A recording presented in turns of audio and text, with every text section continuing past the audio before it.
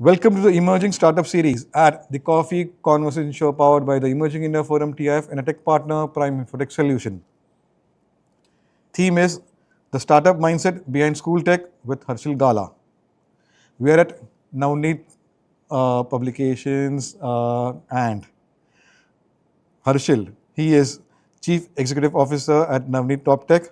In today's rapidly changing educational landscape, technology is no longer an accessory. It's a necessity.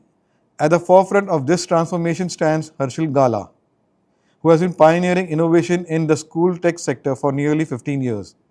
With his rich background in sales, marketing, operations, and people management, Harshil has bridged the gap between traditional learning and digital solutions, empowering schools to adopt smarter, more engaging ways of teaching. In this conversation, we dive into his professional journey, personal philosophies, and the future of education technology in India and beyond. And we also come to know Harshil as a person. So this is a special episode in person with Harshil. So welcome Harshil to today's Coffee Conversation. Thank you for having me here. So let me explain you. There will be 3 rounds: professional, personal, and a surprise rapid fire round. There will be the hot seat, and here's your gift. But you have to be witty, fun, and quick, and win it. Yeah. You'll get it. Done. I will try my best. So friend, I'm Lion Abir Virani, host at Coffee Conversation, legal tech evangelist at Prime Infotech Solution, author of 15 books. We help law firms, corporate legal, startups, SMEs, world-class technology, software licensing, and tech training solutions. So my first question, Harshil. Yeah. You have been with Navneet Top Tech for nearly 15 years. What inspired you to dedicate your career to the edtech and school tech sector and to be part of your family business Navneet publication, which I've been following, and you all are doing good work? And how has the journey been till date? Yeah. So obviously for us as a family business in Navneet, being in education is not optional. It's something that we've always grown up seeing, as well as seeing our fathers and their parents, working in this industry and growing it, seeing the benefits of it, seeing the moral values that come by working in the education sector. So for me as a child, it was always fairly straightforward that education is the industry to be in. And when I was in the age where just about to start working, technology was something that really attracted me, fascinated me, and it was the time for the industry to kind of take the technology revolution. We saw a lot of PCs and laptops and all enter the corporate world. All our offices and all our desk setups were changing.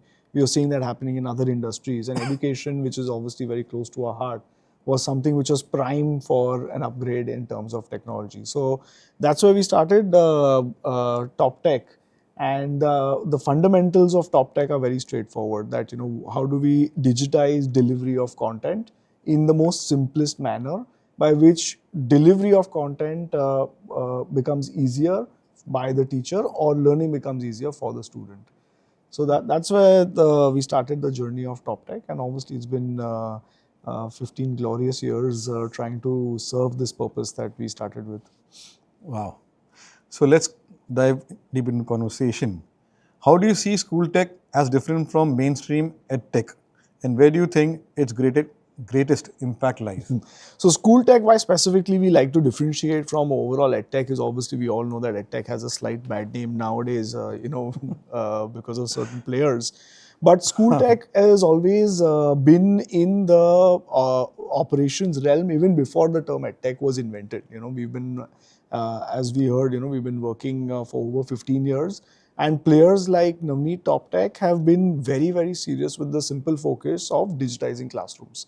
The way we work with schools and the way we partner with institutes is a complete unique proposition, because a technology upgradation for a school is a huge change.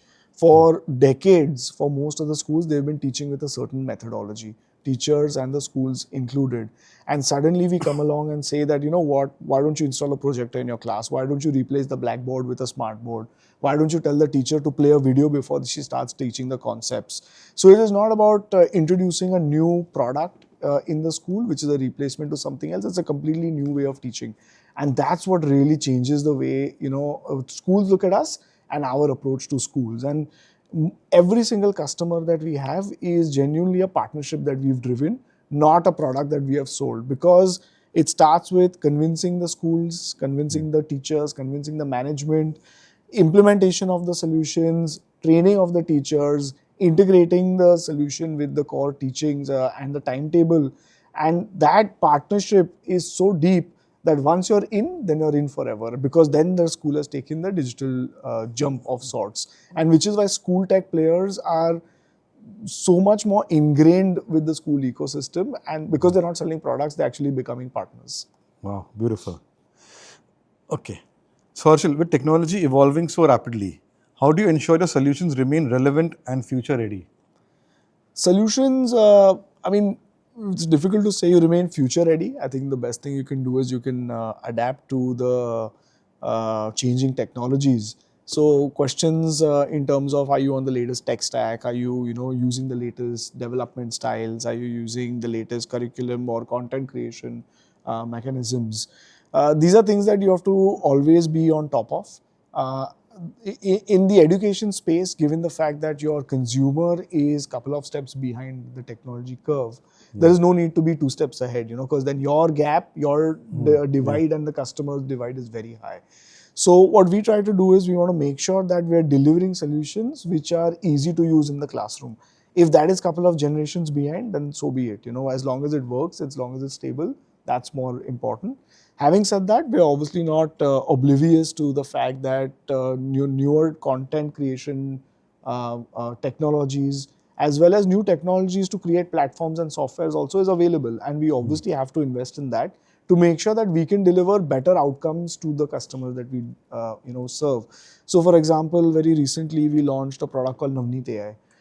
In that, what we do is that we can create animations, we can create digital lesson plans, we can create question banks. But if a teacher in some classroom says, I want a presentation on the same chapter, on the same topic, or some other teacher says, why don't you give me flashcards to revise? Now, it's not possible for me to create all kinds of content manually. Yeah. But with the help of AI, we can do that. Yes. And that's what Navneet AI sets to do, right? So try to create different types of content which we cannot create manually, but know that it's coming from the house of Navneet, therefore gets validated on the fly, comes with data protection, comes with no hallucination. And those are the kind of things that you have to deliver in a very easy to use package. And that's where we bridge the gap of using the latest technologies and still delivering in a very easy to use package. Wow. So one of my coffee speakers, Mike Tarasco, shares something. He's an AI visionary and got 100 patents to his name. He was earlier working at apna PayPal. He shared how he's using AI in his personal life for maintaining his health records, then on dropping his children to school. He's revising their school apna classwork, apna assignments, everything. Yeah. So a person in the US is using, and he's AI visionary by the way, but planning their weekly calendar using AI. So many things inside he has shared. That was really which is so remarkable, right? And that's what visionaries like him are the ones who lead the push forward for the rest of the industry. So we also have a lot of teachers in every school. We try to create like one power teacher, and that is the one who will always be the early adopter, who will always say that I will integrate this tool, I will use this feature, I will use this module. You can review my report card in terms of usage as well as other metrics. So those are the ones that we kind of identify, and then we channelize a lot of energy towards that teacher and make sure that the rest of schools, kind of follows her. Wow, beautiful. So, Harshil, according to what are some challenges you have faced while implementing school tech in traditional schools that are resistant to change? All schools are resistant to change, like all of us are, in our own man, shape, and form. But the interesting journey has been that from day one, where in 2011 when I joined the business, when I went to do my first classroom installation, I went with the projector, I went with the laptop, and with all the tools to set the whole classroom up. And I realized that I open the laptop and I tell 5 teachers who are sitting in the classroom that why don't you just practice while I install the projector, on the ceiling. And to my surprise, not a single teacher came forward and used it. I would think they're excited, but it's exactly the opposite that happened. And then I probed a little and I asked them that what's the issue? Why are you not using it? And it was very interesting because they said that this is the first time in our life we've seen a trackpad. Like we don't know where the mouse is, so I don't know what to do next. And that is the technology exposure that was there at the schools that we are catering to. From there till today, where we are seeing practically, all the classrooms digitized, or at least every single teacher has had some exposure to technology, different types of hardware, different types of softwares, and every teacher, even exaggerated by COVID, has had a flavor of how to teach their subject or their content slightly better with technology. So today, when we walk into a school, today it's no longer, what is e-learning, or what is edtech, or what is school tech. It's more in the sense of, I have seen this animation, is your animation better? Or I have seen, does your software have these features? So that journey has been very exciting, and there still continues to be a good group of schools, a good chunk of the market that still is yet to take the first step towards a digital change. And that's where we are still here, that we continue to push more and more schools to become digital. Wow. So now, how did your background in sales and marketing help you understand the needs of schools better and shape your leadership as CEO? I think it's just, I assume it applies to every single person, that the closer you are to the customer and the ground, the more better decisions you can take, and that's literally what it is. So me spending 5 years in sales, being on the field, practically being, out of home, being on the road, is something that has channelized a lot of humility in terms of customers, because it's the change that they have to adopt, right? Plus also matching our product with their requirements. We can create solutions that could have the most complex features with the most complex UI, trying to deliver more. But the customer, you have to meet them where they are, right? And the most important thing that sales as well as the customer connect has taught is to meet the customer where they are. If they are saying, you give me an animation tool that will reduce my working teaching time by 20 minutes, then I need to do that. Like, customers used to give us feedback in terms of, your laptop is taking too long to start. Your software, I have to do 5 clicks to get to one animation. So things like that are the ones that you will never get to hear if you're away from the field, So those are those in-depth feedbacks that, has got me to where we are. And plus now, at the level at where I am, in terms of the volume of schools that we operate in, the kind of teams that we currently have over 200 sales executives. We have, a very large tech and product team.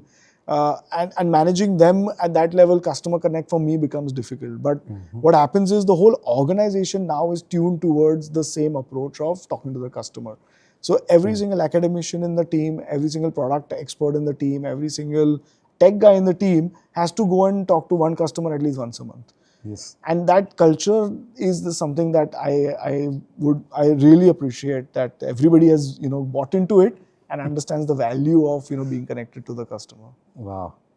So, Harshil, how has the MBA from University of Nottingham shaped your career towards SchoolTech? I wouldn't say it's shaped my career, but it's definitely given an exposure which I never thought existed. Being in the Indian education system, you have a certain type of studies, that you do, textbook related, classroom oriented, and then a lot of it is focused around that one exam, which is a board exam or a 12th exam. Or a graduation exam, So, as soon as you step abroad, what happens is suddenly your mold of what teaching is broken. In the sense that when we went for the MBA, there was no textbooks. It said that these are 15 papers you have to learn, and then everything else is going to be case study based or real examples based.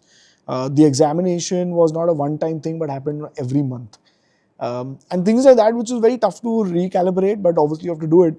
Helped me think that living in a bubble or living in a single system trains you really well, but doesn't leave you exposure for learning new things.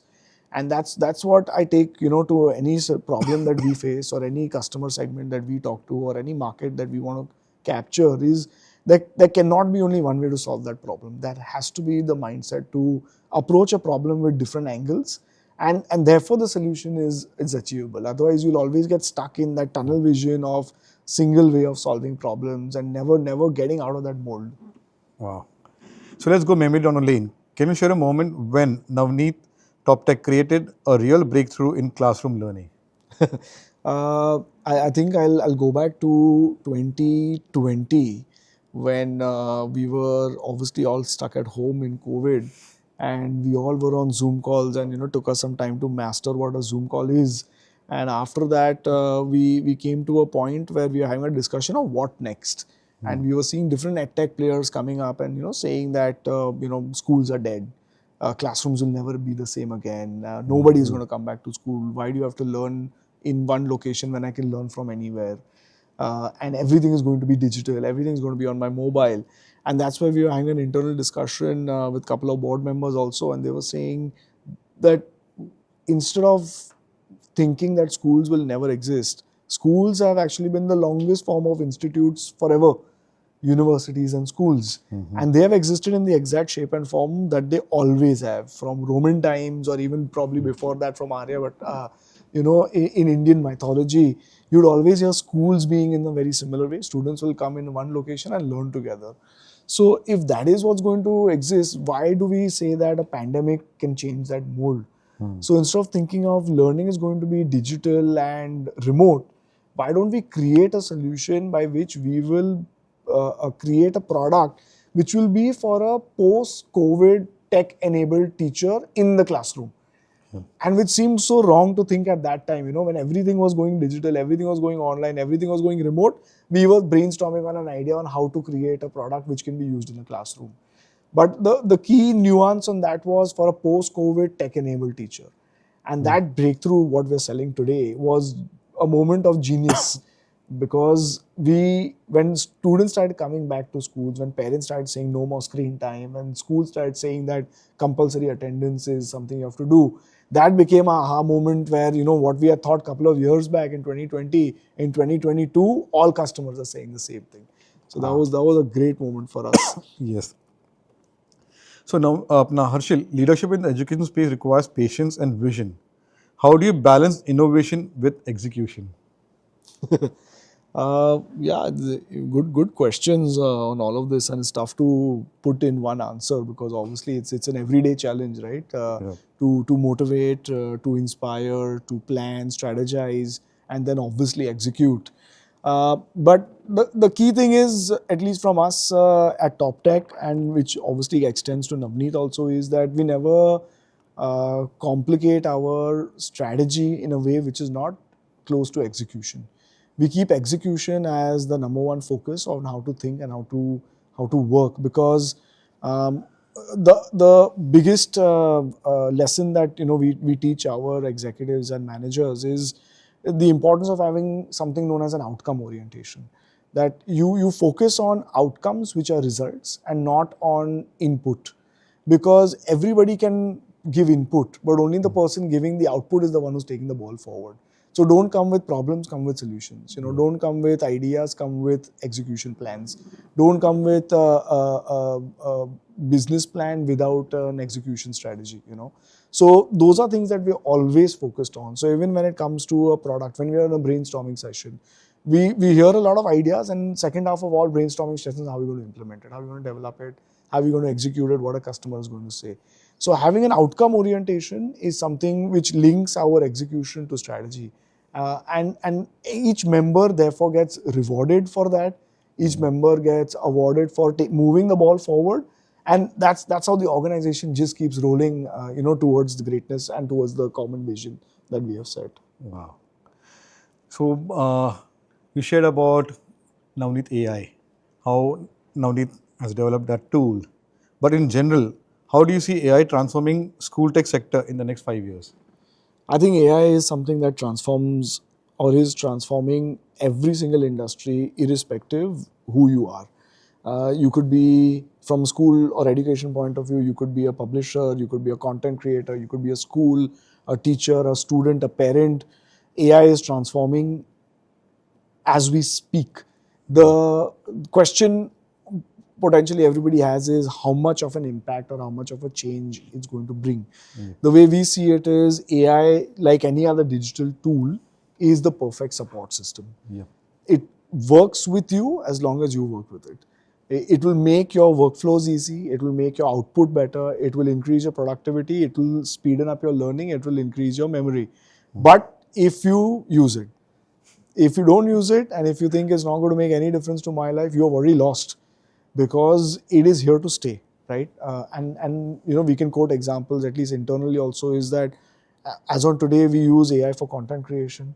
We don't, like for example, we were saying that 2 years ago was when we had hired the last voiceover artist.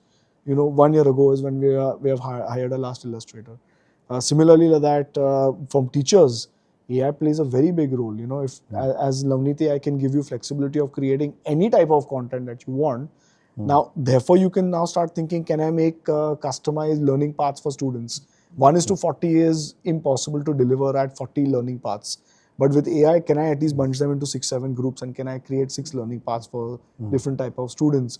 For school management, can I take all the data of report cards, for one standard, put it in an AI engine and analyze it at a very rapid speed and give output by which how I can tell any specific teacher to change its learning style or teaching style? Can I give analysis to teachers who are constantly lagging behind in terms of the curriculum and therefore have to rush through chapters towards the end of the year?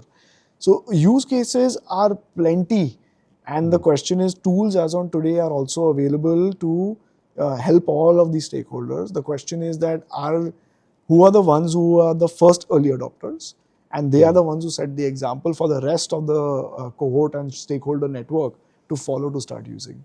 Wow. So according to you, what's the biggest misconception people have about technology in classroom?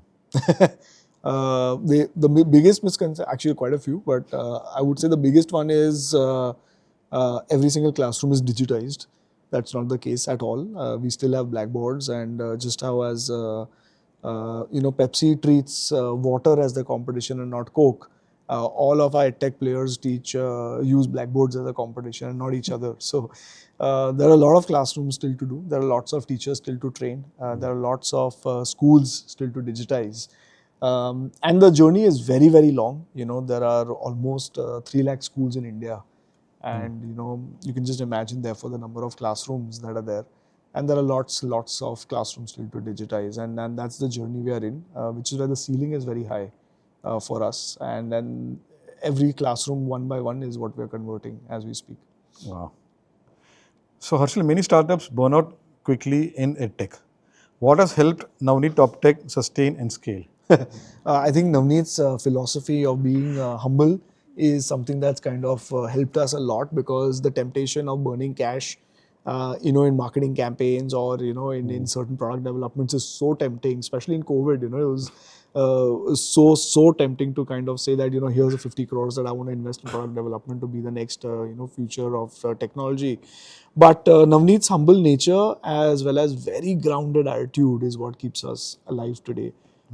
And in a very healthy shape and form. Wow. Because sustaining your good idea, your good work for the good of industry is more important than being a flash in the pan.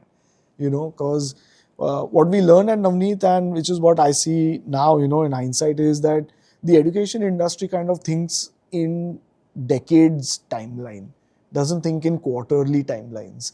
So there is nothing that you can change quarter to quarter. You actually have to think decades. Yes. So what can I do in 1 year? What can I do in 5 years? And what can I do in 10 years? Those are the kind of strategies we have to build.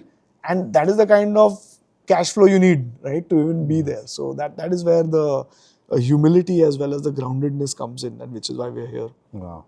So my last question for your professional journey round, what advice would you give to young entrepreneurs or young startup founders trying to enter the education technology space today? I think one thing that I would definitely say is, while numbers in the education space seem very large, 25 crore students, 4 lakh schools, there is no single product that applies to all. And while Excel sheets is easy to maintain, a lot of these multipliers, there is absolutely nothing that applies to all. The whole education space is broken up into very, very hard segments. Like for example, Maharashtra State Board, Gujarat State Board, Karnataka State Board. Products that work in one, you cannot replicate somewhere else. Further, then you have English medium, regional medium. Then you have CBSE, you have ICSE. Something you make for CBSE cannot go to a state board, cannot go to an ICSE. Therefore, once you start understanding these hard segments, you start coming to a realistic picture of the market and the market size. understand that market size very carefully before creating a product or trying to solve a problem for that. Because something that feels like a issue for an individual school or an individual principal or an individual student, does that have enough potential as a market size for you to run a business, is something that a lot of edtech guys fail to do.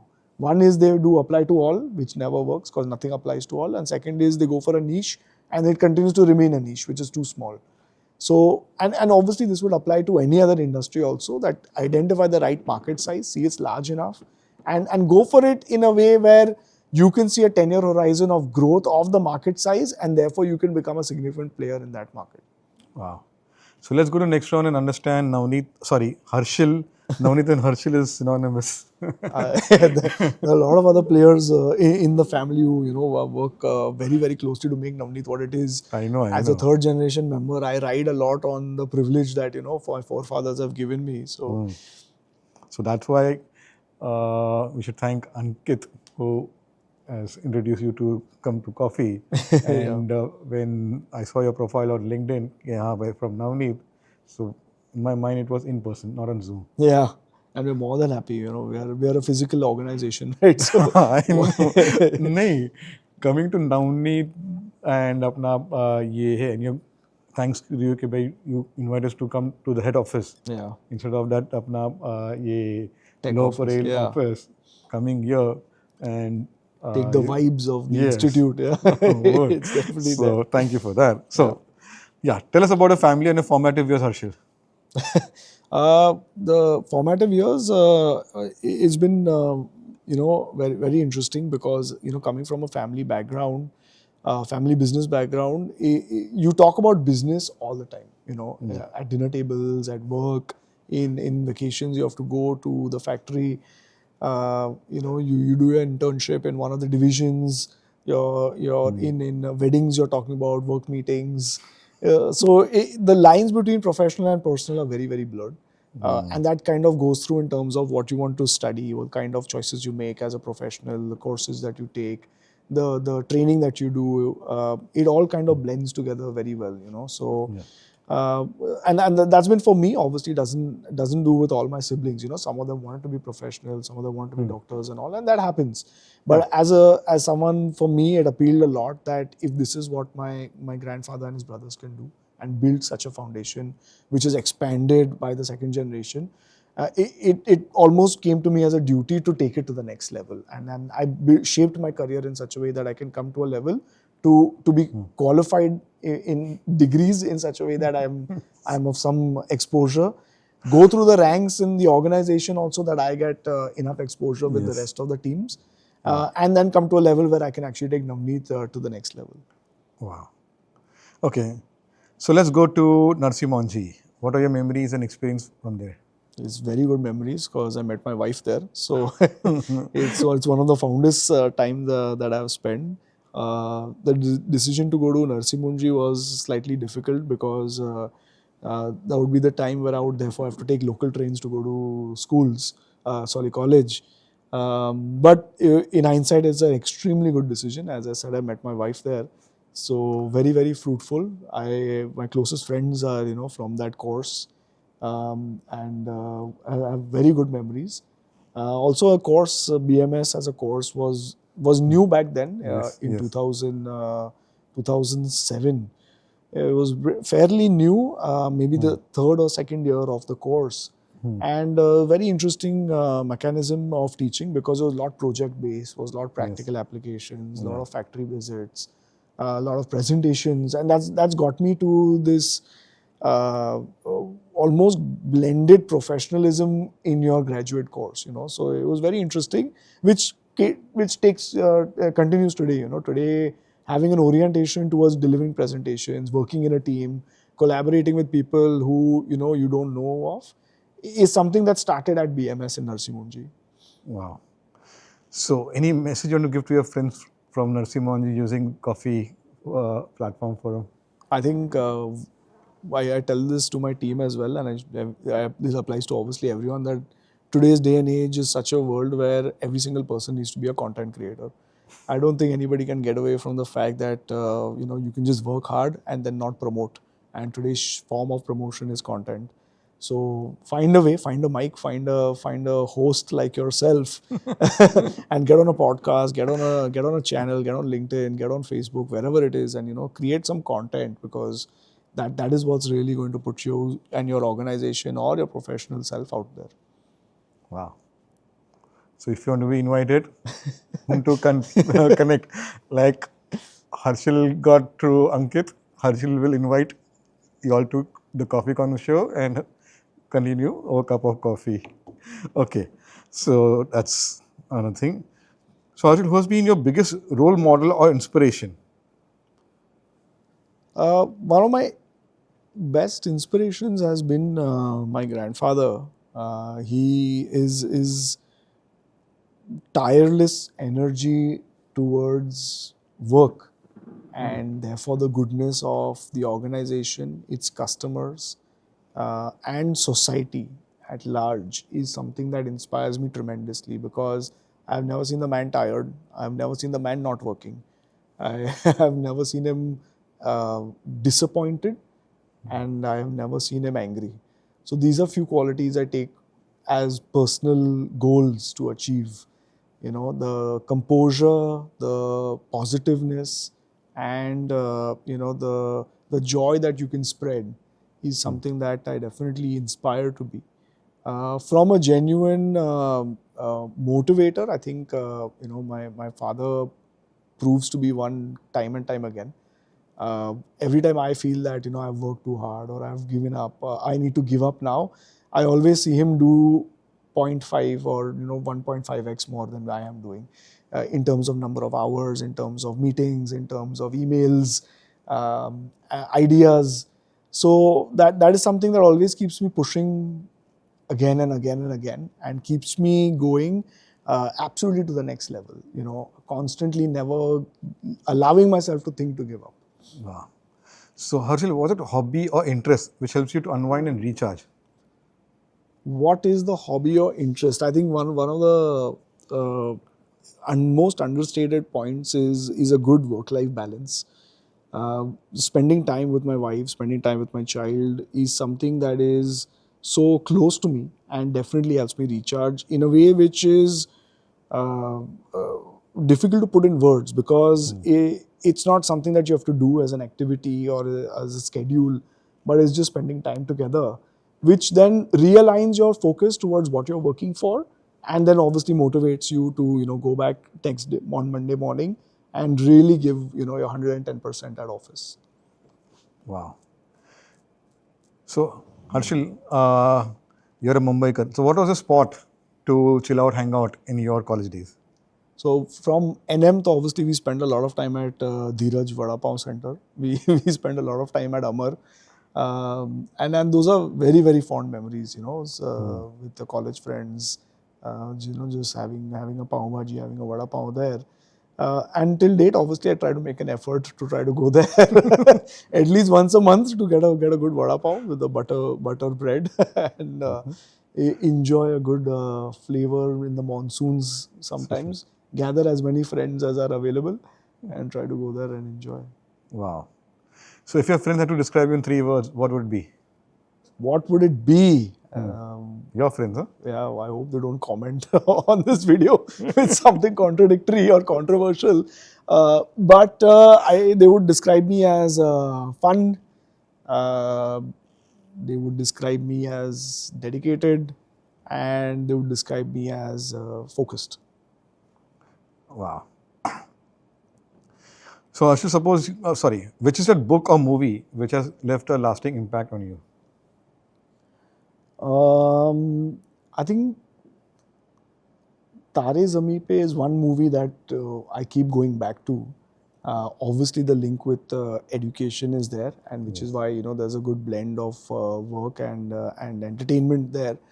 But more so the fact that how each individual is different, and how we need to cater to individual needs while also being sensitive to different learning styles and different abilities. Doesn't have to be only in education, and have a mindset towards solutions. How do you solve for problems in any unique ways possible, and not getting stuck and keep moving forward.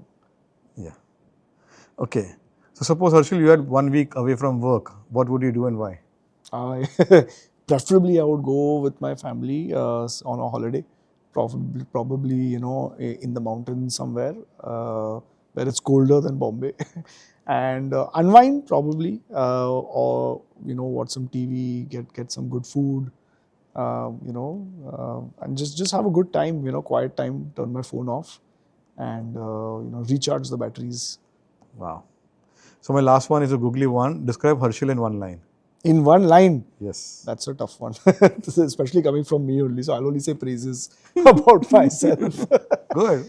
But Your friend will then comment. yeah, how do you describe me as one line? I am a professional who wants to take the foundation of Navneet to the next level, while also ensuring everybody around me in my universe stays connected and takes me forward in terms of my family, in terms of the teams that I have, and all the other siblings who are working in the organization.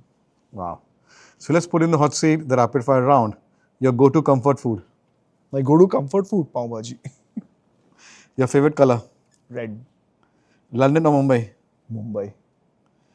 You're a morning person, night owl.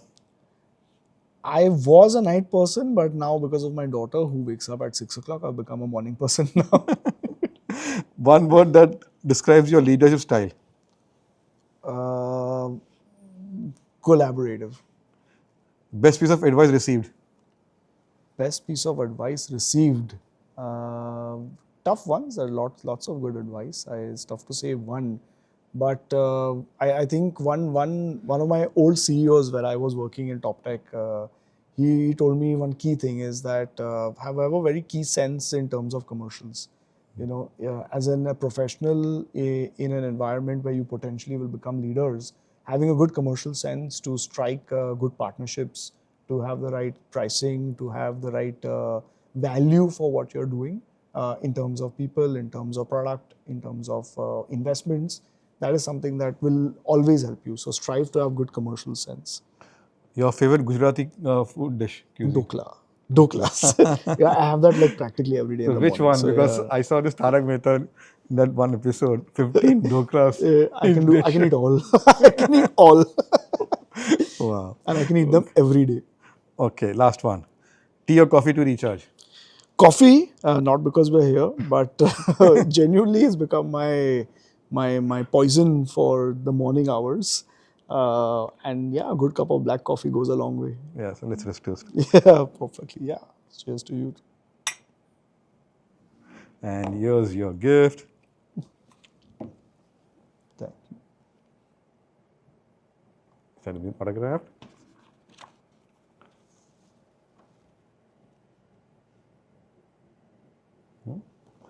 So as we wrap up this engaging conversation with Harshil, one thing becomes clear: innovation in education is not just about technology, but about vision, leadership, and purpose.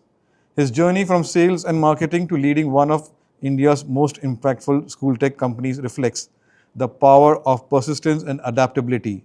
With leaders like him driving change, the classroom of tomorrow are set to become more inclusive, interactive, and inspiring.